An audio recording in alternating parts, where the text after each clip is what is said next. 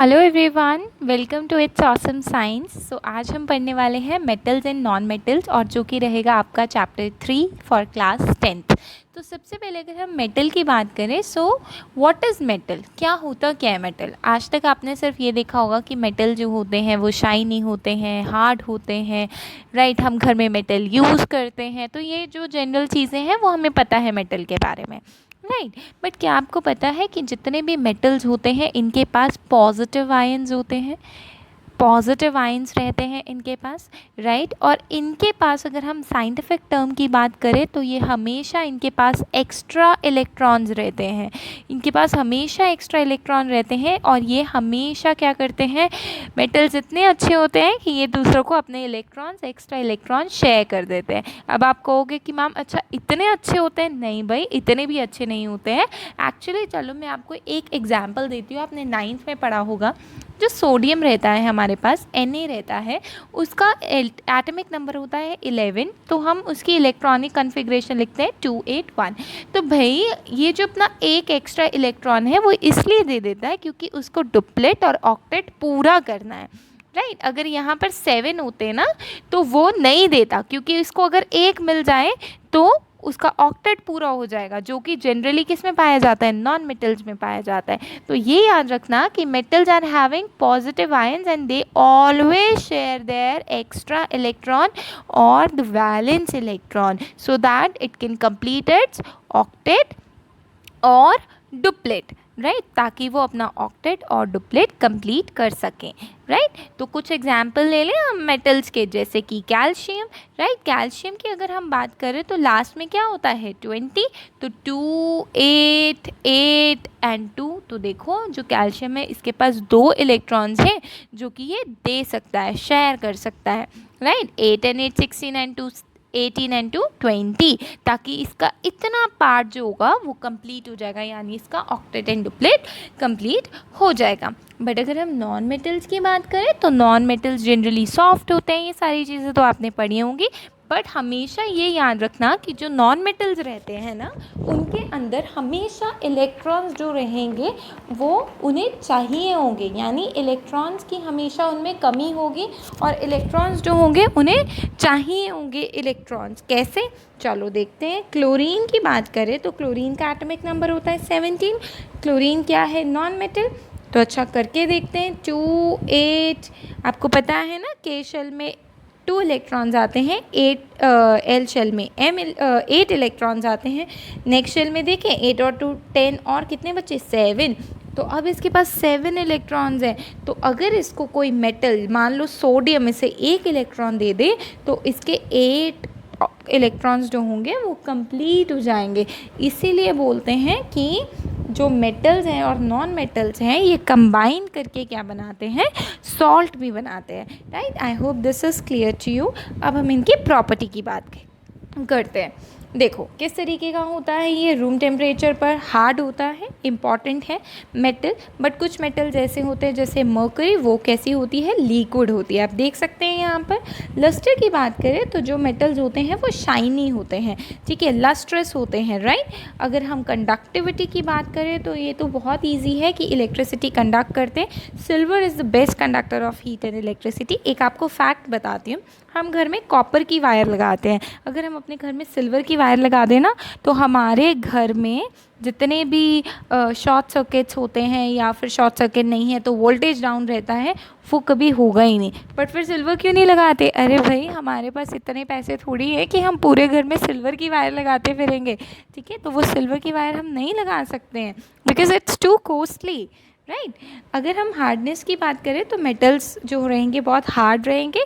Exception दिए गए हैं, सोडियम पोटाशियम जो रहता है वो सॉफ्ट रहता है, and they are always kept in kerosene oil because these are very strong metals, strongly reactive. तो आप देख सकते हैं सोडियम और पोटाशियम जो रहेंगे वो बहुत सॉफ्ट रहेंगे। सोनोरिटी का मतलब ये रहता है कि इनमें से साउंड प्रोड्यूस होती है, as for sound, as for sonority, right. Malleability ये इसलिए दी गई है पिक्चर कि आपके स्कूल के टाइम में क्या होता था, एक बेल होती थी, अभी भी होती होगी, ठीक है। उस बेल पर एक हैमर स्ट्राइक करते थे और उस हैमर से आवाज़ आती थी और वो बेल जो होती है उसकी आवाज़ पूरी स्कूल में आपको सुनाई देती है। तो वो मेटल्स जितने भी रहते हैं वो सोनोरस होते हैं। मेटल्स की बात करें तो ये मेलिएबल होते हैं। मेलिएबल और डक्टाइल का मतलब ये है कि मेलिएबल उनसे शीट्स बन सकती हैं, एल्यूमिनियम की शीट्स बनती हैं जिनमें हम खाना खाते हैं, एल्यूमिनियम भी एक मेटल है। डक्टाइल का मतलब होता है मेटल से वायर बन सकती है। गोल्ड, सिल्वर, प्लेटिनम ये सारे के सारे हाईली मेलिएबल और हाईली डक्टाइल हैं।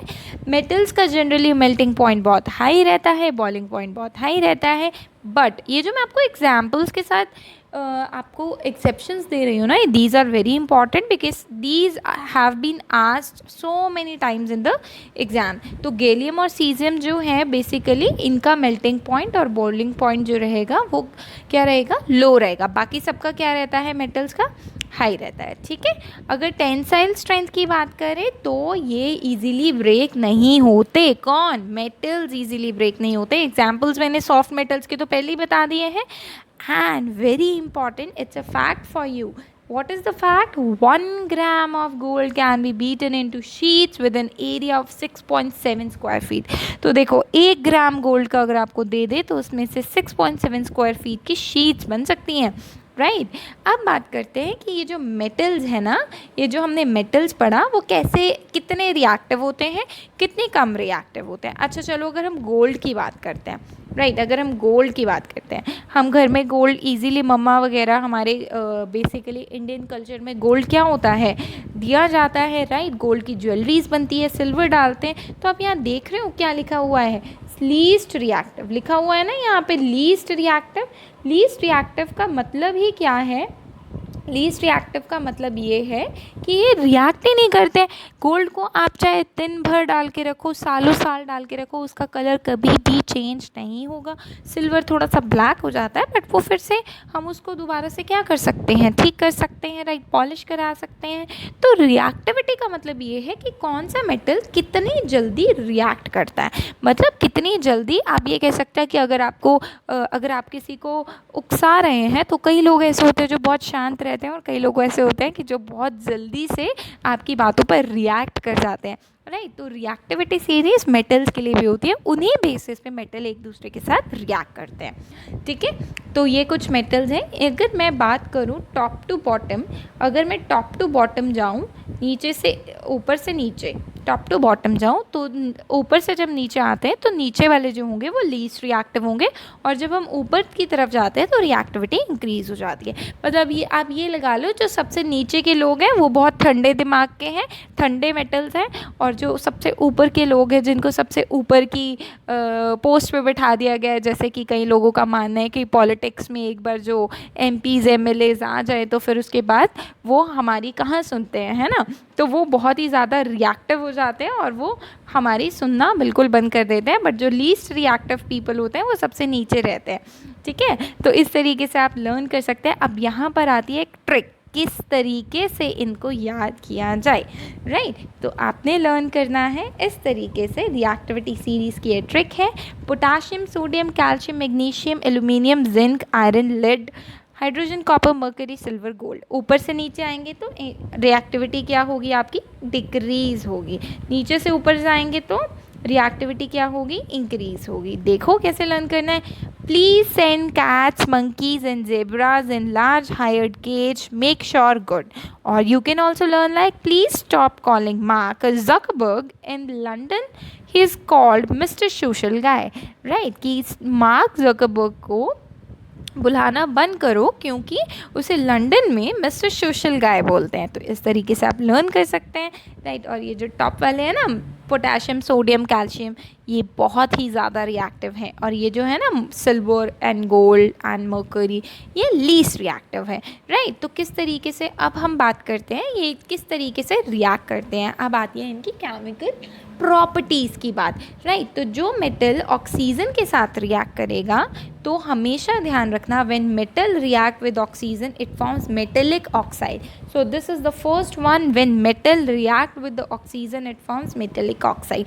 Magnesium is generally grey in colour, when it react with the oxygen it forms white powdery substance. ये क्यों लिखा है? दिस इज इम्पॉर्टेंट बिकॉज कई बार क्वेश्चन पूछ लिया जाता है कि कलर बता दीजिए, तो ये कलर आपको पता होना चाहिए। तो metal react with oxygen and it forms metallic oxide. Balancing आपको आती है? अगर नहीं आती तो प्लीज़ चैनल पर how to balance the reaction करके वीडियो है केमिकल रिएक्शन में, आप उस वीडियो को देख सकते हैं, राइट। और कैसे मेटल को रिएक्ट करें ऑक्सीजन के साथ? अगर मैं कॉपर लेकर ऑक्सीजन के साथ रिएक्ट कराती हूँ तो वो ब्लैक कलर का हो जाएगा, और कॉपर जनरली ब्राउन कलर का होता है। वायर्स देखिए घर में आती है कॉपर की, वो ब्राउनिश कलर की होती है, बट अगर मैं उसको ऑक्सीजन के साथ रिएक्ट करा दूँ तो वो मेटेलिक ऑक्साइड बन जाएगा, ठीक है, और ब्लैक कलर दे देगा। और किस चीज़ को हम कर सकते हैं? अगर मैं सोडियम को ओपनली रख दूं, अभी मैंने आपको बताया था, अगर आपने ध्यान से सुना हो, कि जो सोडियम है उसको मैं केरोसिन ऑयल में डिप करके रखूँगी, राइट। तो अगर मैं उसे ओपनली रख दूं तो ओपन में क्या है? ऑक्सीजन, और वो बन जाएगा सोडियम ऑक्साइड, राइट। और वो सिल्वरी वाइट कलर से ग्रे कलर में हो जाएगा, अगेन सोडियम ऑक्साइड बन जाएगा। तो हमने एक चीज़ जनरलाइज की कि कोई भी मेटल है उसको अगर ऑक्सीजन मिल रही है तो वो बनाएगा metallic oxide. I hope this is clear to you, right. तो नेचर कैसा होगा मेटेलिक ऑक्साइड का, ये चीज़ मैंने आपको अपनी एसिड बेस वाली वीडियो में भी बताया था। जितने भी मेटल के ऑक्साइड्स होते हैं वो कैसे रहते हैं?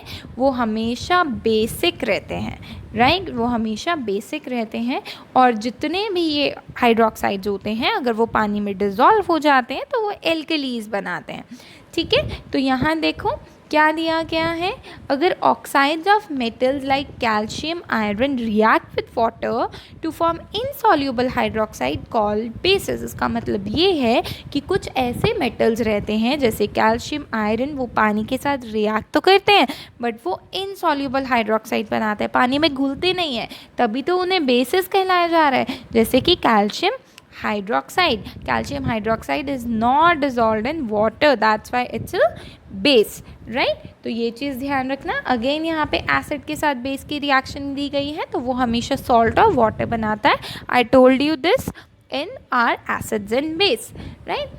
Oxides of aluminium and zinc, this is very important, that what are amphoteric oxide? Amphoteric oxides वो oxides होते हैं जो कि बेसिक कैरेक्टर भी शो करते हैं और एसिडिक कैरेक्टर भी शो करते हैं, जो कि रहेंगे एल्यूमिनियम और जिंक। अगर हम देखें ये जो एल्यूमिनियम ऑक्साइड है ये एम्फोटेरिक ऑक्साइड है आपका, जो कि एसिडिक कैरेक्टर भी शो करेगा और बेसिक भी। HCl के साथ रिएक्ट करते हैं, एल्यूमिनियम क्लोराइड सॉल्ट बनाएगा एंड वाटर बनाएगा।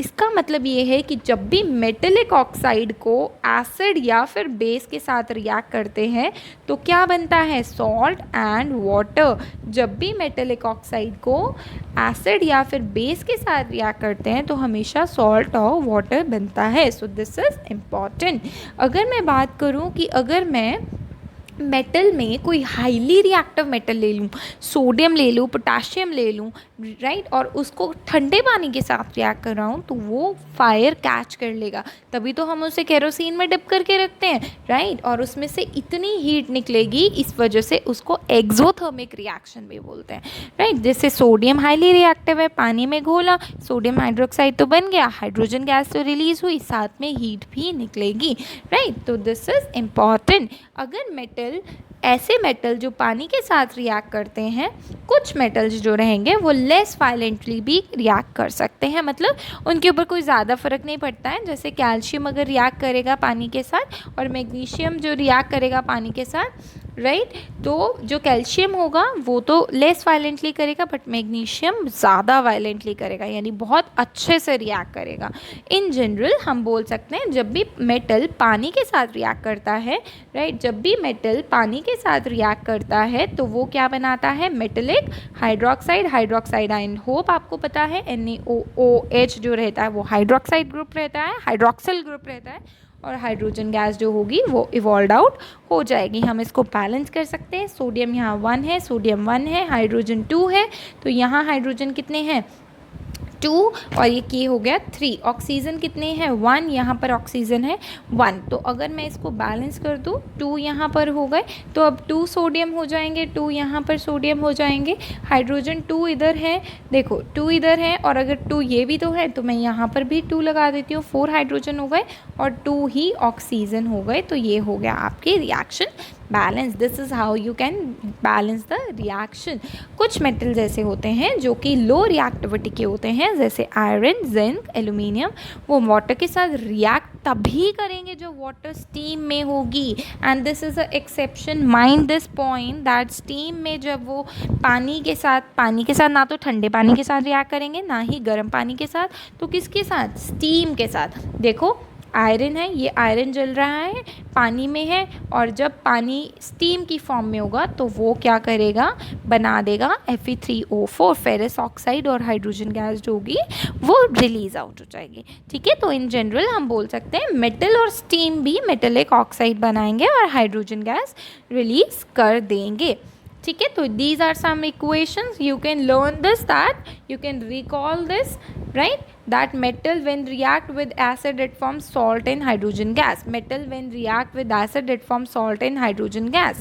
Okay, अगर हम बात करें ये देखो मेटल एसिड्स के साथ रिएक्ट करके क्या बनाते हैं, सॉल्ट और हाइड्रोजन गैस। एक चीज़ नोट करने वाली ये है कि मेटल कभी भी हाइड्रोजन गैस नहीं इवॉल्व करते, कब, नाइट्रिक एसिड की प्रेजेंस में। क्यों भाई, क्योंकि आपको पता है नाइट्रिक एसिड ऑक्सीडाइजिंग एजेंट है। ऑक्सीडाइजिंग एजेंट मतलब जो ऑक्सीजन ही दे देता है। अब भाई ऑक्सीजन दे देगा, अब मेरी बात ध्यान से सुनना, मैं क्या बोल रही हूँ, ऑक्सीजन दे देगा यानी जो हमारी H2 गैस निकलनी है ना, उसको एक ऑक्सीजन मिल जाएगा, क्योंकि HNO3 क्या है, ऑक्सीडाइजिंग, तो वो H2 गैस ना निकल के वाटर बन जाएगा। समझ रहे हो, यानी जब कोई भी मेटल रिएक्ट करता है, देखो यहाँ पे जब भी कोई भी मेटल नाइट्रिक एसिड के साथ रिएक्ट करता है तो हाइड्रोजन गैस नहीं निकलती है, क्या निकलता है, वाटर, क्योंकि जो ये नाइट्रिक एसिड है ना, इसने एक ऑक्सीजन दे दिया किसको, H2 को, और H2 किस में कन्वर्ट हो गया, वाटर में। तो ये चीज़ इंपॉर्टेंट है, क्वेश्चन कई बार पूछा गया है कि HNO3 जो है, जब वो भी तो एसिड है, बट वो हाइड्रोजन क्यों नहीं प्रोड्यूस करता। ठीक है, तो this is important because it's an oxidising agent and it oxidise hydrogen into water. Okay, I hope this is clear, right. अब बात करते हैं next, metal react with metallic salt solution. आपको पता है जब भी कोई भी मेटल दूसरे मेटल के सॉल्ट के साथ रिएक्ट करता है तो वो डिस्प्लेसमेंट कर देगा और फर्स्ट मेटल ले लेगा सेकेंड के ज़रिए। किस तरीके से, चलो देखते हैं। यहाँ पर है फर्स्ट मेटल सोडियम, दूसरा मेटल है मैग्नीशियम, ठीक है, और ये तो हो गया आपका सल्फेट जो कि पूरा क्या बनता है, सॉल्ट। तो अब ये वाला मेटल इसकी जगह पे चला जाएगा, ये वाला मेटल इसकी जगह पे चला जाएगा, ये वाला मेटल इसकी जगह पे चला जाएगा, यानी एक मेटल ने दूसरे मेटेलिक सॉल्ट को डिस्प्लेस कर दिया। तो देखो जिसने जिसको डिस्प्लेस किया है वो इकट्ठे हो जाएंगे, और ये जो अलग से मेटल्स थे यानी मैग्नीज जो कंपाउंड में मेटल थे वो अलग अलग हो जाएंगे। This is also called as displacement reaction. Okay, and now how do metals and non metal react, right, किस तरीके से मेटल्स और नॉन मेटल्स रिएक्ट करते हैं, ये जो रहेगा ये मैं आपसे पूछूंगी नेक्स्ट वीडियो के अंदर। ठीक है, आप इसके बारे में थोड़ा सा पढ़ लेना। आई होप जितना भी मैंने आपको समझाया है वो आपको अच्छे से समझ में आया होगा। इसके बाद के लिए आपके लिए कुछ क्वेश्चंस भी रहेंगे, अमेजिंग क्वेश्चंस रहेंगे, वो आप मतलब चैप्टर को अच्छे से रीड कर लीजिएगा, सो दैट आप उन क्वेश्चंस को या जितनी भी वीडियो ये कराई है उसको अच्छे से पढ़ लेंगे तो वो क्वेश्चंस बहुत इजीली हो जाएंगे। I hope you like the video, and if you really do please subscribe my channel and like the channel. Thank you everyone.